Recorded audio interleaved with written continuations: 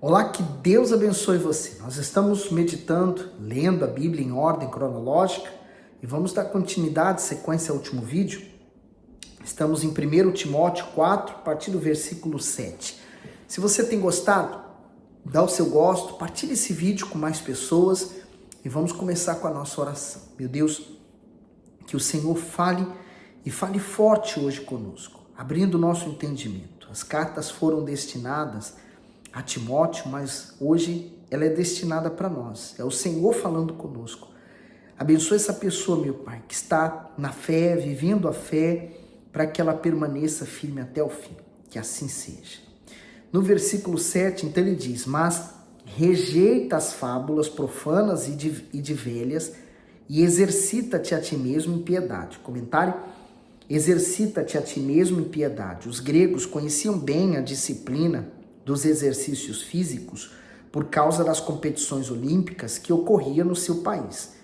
Por isso Paulo usa o termo para mostrar a Timóteo que a prática da fé, do temor, da humildade, da sinceridade e das outras virtudes deveria ser constante. O apóstolo diz ainda que ele deveria rejeitar qualquer tipo de ensinamento contrário a palavra de Deus e não ocupar o tempo com aquilo que não era proveitoso, como as fábulas antigas dos judeus.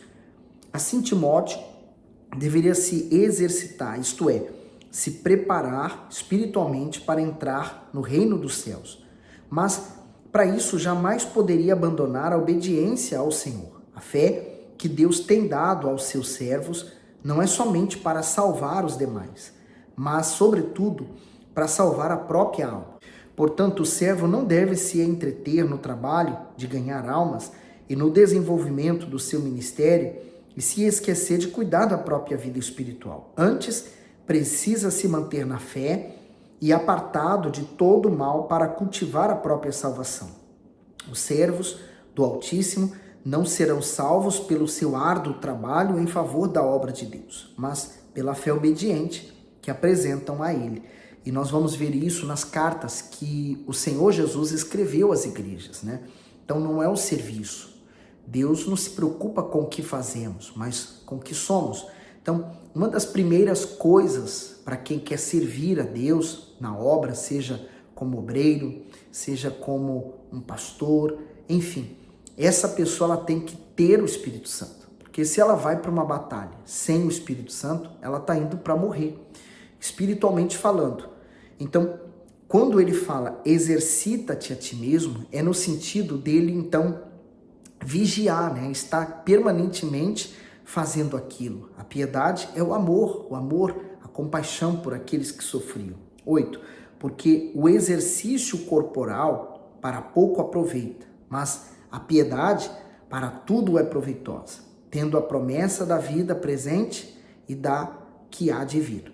O comentário do versículo 8, pouco aproveita. Paulo faz referência ao exercício corporal, muito praticado naquela época pelas pessoas que possuíam o intuito de receber aplausos e uma coroa corruptível nas competições. Em muitos casos, elas não tinham a saúde e o bem-estar como objetivo, e sim a mera exibição dos seus corpos e das suas habilidades, que não traziam proveito algum para a alma.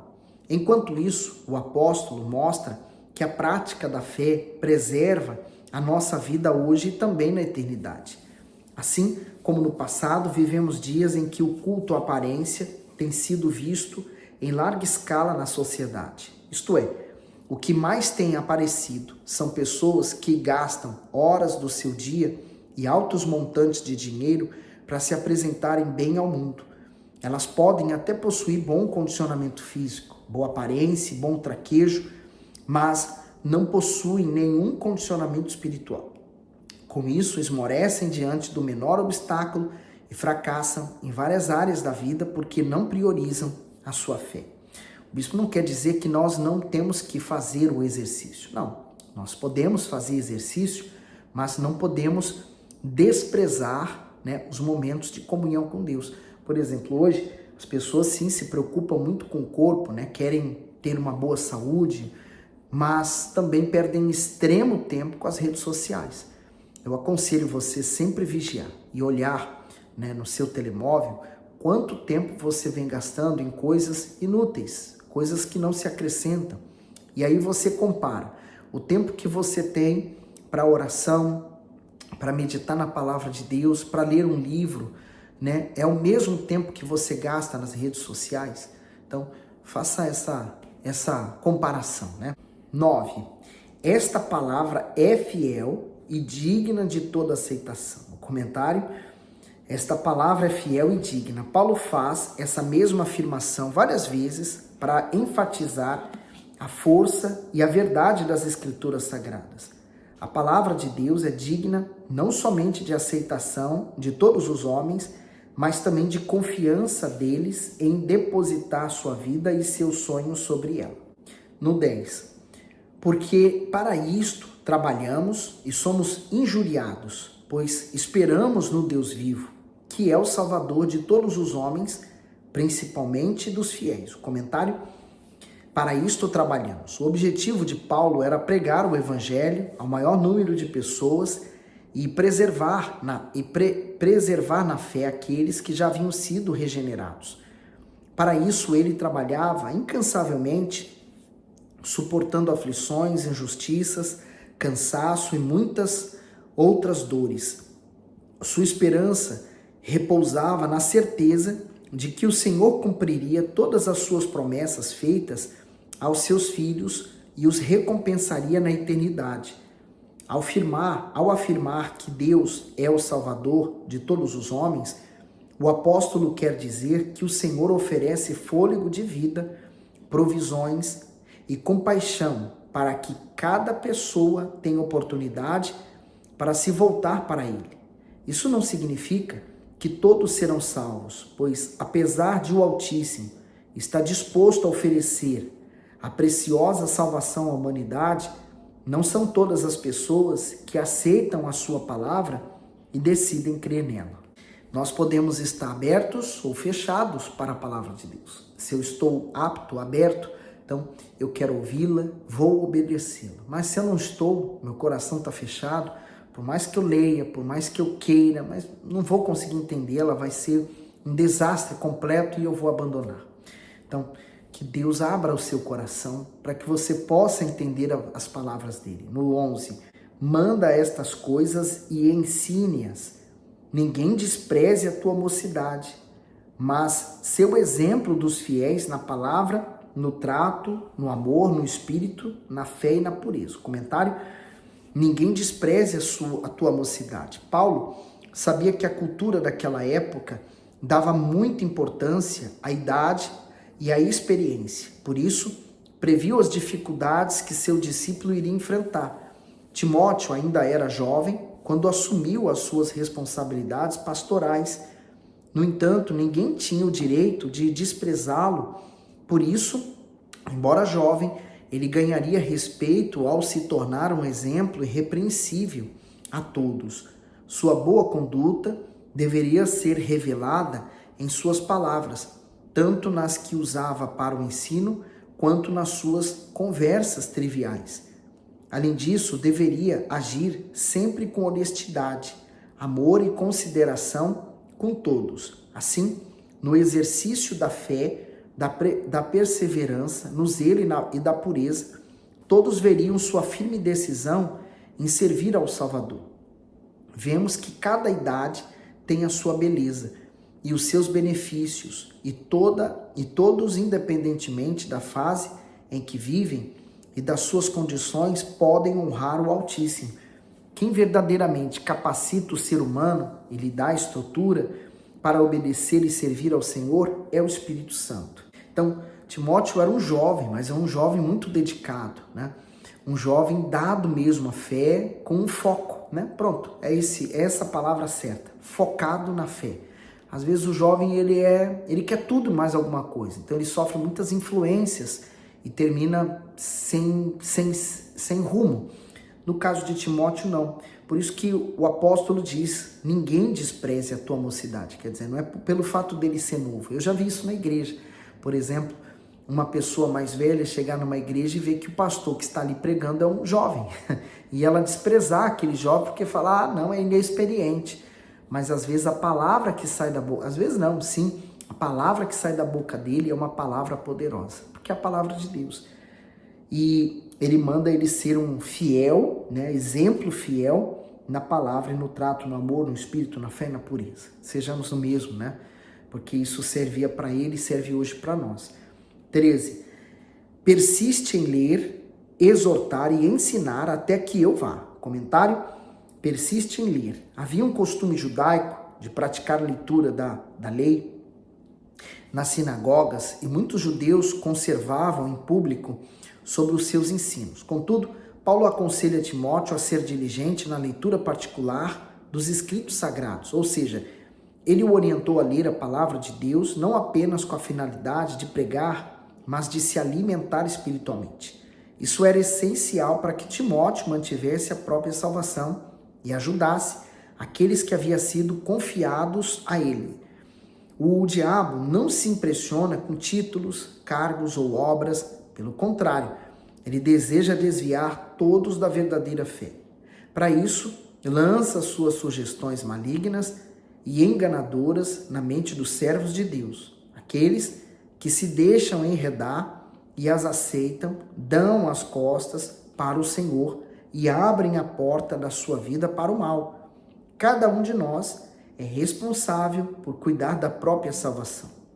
Mas para isso, a palavra do Altíssimo deve estar pulsando em nosso ser. Só assim guardaremos a fé e a rejeitaremos as propostas do diabo que levam à ruína. Por isso que eu creio e encorajo as pessoas a lerem, meditarem na palavra de Deus. Porque quem medita na palavra de Deus tem força para vencer o mal, tem força para resistir às tentações, tem força para seguir em frente até o fim. Ela vai manter um temor a Deus, até porque está lá em Provérbios, né? Que o princípio da sabedoria é o temor a Deus. Então a pessoa que perde o temor é porque ela também não estava buscando na palavra. A palavra de Deus é viva, ela nos dá espírito e vida, então medite nela, né? No 14, não desprezes o dom que há em ti, o qual te foi dado por profecia, com a imposição das mãos dos presbíteros. Medita essas coisas, ocupa-te nelas, para que o teu aproveitamento seja manifesto a todos. Tem cuidado de ti mesmo e da doutrina. Persevera nessas coisas, porque fazendo isto, te salvarás tanto a ti mesmo como aos que te ouvem. Comentário: persevera nestas coisas. Pelas muitas exortações de Paulo, a perseverança na fé, a vigilância e a obediência, concluímos que ele não cria que, uma vez salva, a pessoa estaria segura nessa condição para sempre. Pelo contrário, o apóstolo insiste que Timóteo tinha que ser cuidadoso com respeito à sua vida espiritual, pois sua salvação exigia perseverança e fidelidade ao Altíssimo diligentemente. E esse texto serve para todos os servos, né? Primeiro, tenha cuidado de ti mesmo. Eu não posso vigiar a vida dos outros, mas eu tenho que cuidar de mim, né? Primeiro, eu sou casado, mas, por exemplo, se a minha esposa perder a salvação, eu não vou perder a minha por causa dela. Então eu vou manter a minha. Então primeiro cuidado é comigo. E ele fala, tem cuidado de ti mesmo e da doutrina, quer dizer, da obediência, né? Se eu estou estudando a palavra de Deus, eu vou me manter obediente. Aí ele fala, persevera. Quantas pessoas começam muito bem, mas não terminam, porque não perseveram. Então, perseverar fazendo isso, porque, primeiro, eu vou salvar a mim mesmo, e se eu estou salvo, eu posso dar. Se eu tenho o amor de Cristo, eu posso dar o amor de Cristo. Se eu tenho a paz de Cristo, eu posso dar a paz de Cristo. Então, só podemos dar o que temos. Agora, 1 Timóteo 5. Não repreendas asperamente o ancião, mas admoesta-o como a pai, aos moços como a irmãos, as mulheres idosas como a mães, as moças como a irmãs, em toda pureza. Comentário: como tratar as pessoas. Paulo orienta o jovem pastor Timóteo a nunca abusar da autoridade que possuía no momento em que repreendesse alguém. Antes, tanto os idosos como os jovens deveriam ser tratados com o mesmo amor e respeito que se dedica aos membros da própria família. A moderação na correção de falhas E a humildade no uso da autoridade faz com que as pessoas venham se endireitar, crescer espiritualmente e alcançar a salvação. Maus tratos, severidade, aspereza e humilhações produzem amargura e não mudança de atitude. Se eu quero ter o respeito das pessoas, eu devo aprender primeiramente a respeitá-las, para que eu tenha também, né? O 3. Honra as viúvas que verdadeiramente são viúvas. Mas se alguma viúva tiver filhos ou netos, aprendam primeiro a exercer piedade para com a sua própria família e a recompensar seus pais, porque isto é bom e agradável diante de Deus, sabe? Muitos filhos hoje desprezam completamente seus pais, quando na verdade deveria ser o contrário, eles valorizarem, porque quando você mais precisou, era criança, eles estiveram presentes na sua infância. E quando eles crescem, né, nós crescemos, envelhecemos, agora quem vai precisar? Os papéis mudam, os seus pais vão precisar de você. Então, cuide deles. Isso é honrar a Deus de fato, de verdade. No 5, ora, aqui é verdadeiramente viúva e desamparada, espera em Deus e persevera de noite e de dia em rogos e orações. Mas aqui viver em deleites, vivendo está morta. Manda, pois, estas coisas para que elas sejam irrepreensíveis. Mas se alguém não tem cuidado dos seus, e principalmente dos da sua família, negou a fé e é pior do que o infiel. Então, esse é um mandamento mesmo, né? Porque se alguém não tem cuidado dos seus, quer dizer, eu tenho os meus, que são aquelas pessoas mais próximas, mas eu não tenho o cuidado deles, né? Eu não tenho o prazer em servi-los. Então, eu neguei a fé e é pior do que o infiel. Quer dizer, às vezes, a pessoa que é infiel não faz isso, né? A pessoa que é incrédula não faz dessa forma. E às vezes muitos que são ditos cristãos, crentes em Cristo, fazem coisas horríveis. 9. Nunca seja inscrita viúva com menos de 60 anos e só a que tenha sido mulher de um só marido, tendo testemunho de boas obras, se criou os filhos, se exercitou a hospitalidade, se lavou os pés aos santos, se socorreu os aflitos, se praticou toda a boa obra, mas não admitas as viúvas mais novas, porque quando se tornam levianas contra Cristo, querem casar-se, tendo já a sua condenação por haverem aniquilado a primeira fé. E, além disto, aprendem também a andar ociosas de casa em casa, e não só ociosas, mas também tagarelas e curiosas, falando o que não convém. Quer dizer, as mais jovens davam algum certo problema, né? Mas isso acontece hoje até com casada, que dissemina a fofoca. 14. Quero, pois, que as que são moças se casem, gerem filhos, governem a casa e não deem ocasião ao adversário de maldizer. Então aqui está o adversário, o diabo, né? Quer dizer, se ela estiver ocupada em cuidar da sua casa, seus filhos, governar bem a casa dela, né? A mulher sábia, ela edifica, a tola destrói com as suas próprias mãos. 15. Porque já algumas se desviaram, indo após Satanás.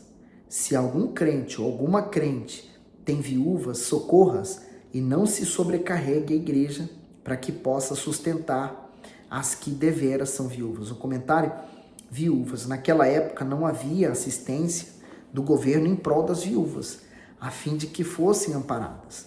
Por isso, Paulo mostra o seu cuidado em identificar no meio da igreja mulheres que realmente estivessem passando necessidade materiais. Diante disso, Timóteo deveria avaliar quais realmente eram sozinhas, desamparadas, piedosas e perseverantes na oração. As viúvas que tinham filhos, netos ou outros parentes deveriam ser amparadas por eles, uma vez que era dos familiares a responsabilidade de sustentá-las, a fim de não sobrecarregar a igreja.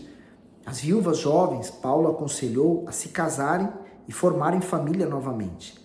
Lamentavelmente, em nossos dias, vemos muitos idosos abandonados por seus familiares, largados ao acaso ou deixados em locais onde são esquecidos por aqueles que deveriam protegê-los e apoiá-los.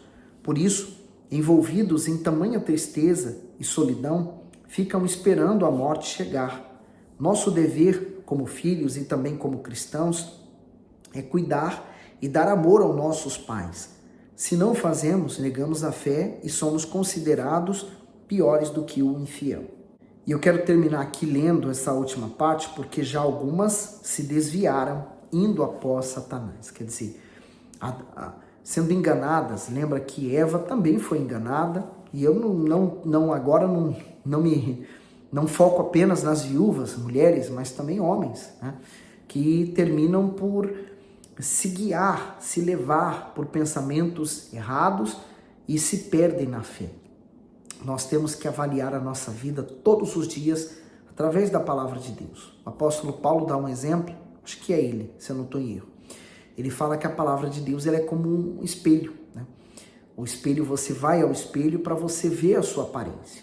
Se há algo de errado, você vai consertá-lo. Normalmente a mulher ela vai usar um corretivo, né? Então assim também, a Bíblia é um corretivo.